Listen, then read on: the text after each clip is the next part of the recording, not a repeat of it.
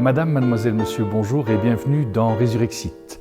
Puisque c'est la première fois que je me retrouve avec vous durant cette saison 2015, j'ai envie de commencer par un petit exercice à vous proposer. Je me rappelle, lorsque j'anime des retraites de réto, je demande un exercice bien spécifique.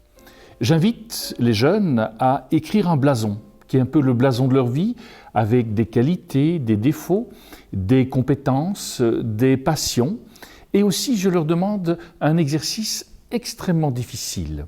Je les invite à s'imaginer couchés dans leur cercueil et se trouvant là, dans l'église, et écoutant ce que l'on va dire d'eux.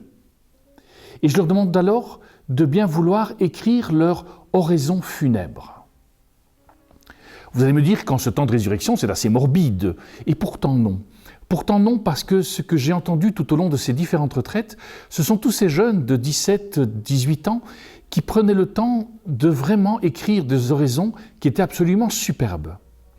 Et l'invitation leur est alors faite après de dire, voilà, si vous souhaitez qu'on dise de vous cela un jour, maintenant, vous avez, à partir de 17-18 ans, toute la vie pour qu'un jour, on dise cela de vous, par votre manière de vivre, par les choix que vous allez poser, par les valeurs qui deviendront des convictions qui vont vous animer, tout cela va permettre à ce qu'un jour, on dise cela de vous.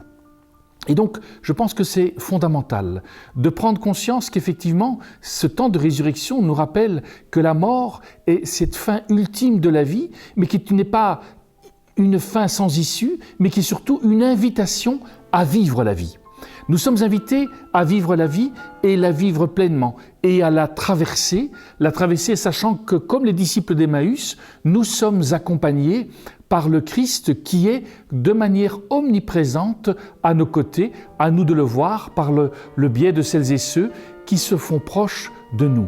Puissions-nous alors nous réjouir de nous dire que nous avons à écrire cette oraison funèbre, non pas pour entrer dans un système mortifère, mais pour que cette oraison soit une véritable invitation à vivre notre vie. Je vous invite dès lors, et je vous laisse avec cela, à écrire cette oraison funèbre, surtout pour en vivre, et qu'à la lumière de la résurrection, vous puissiez alors vivre ce temps pascal de manière plus merveilleuse encore.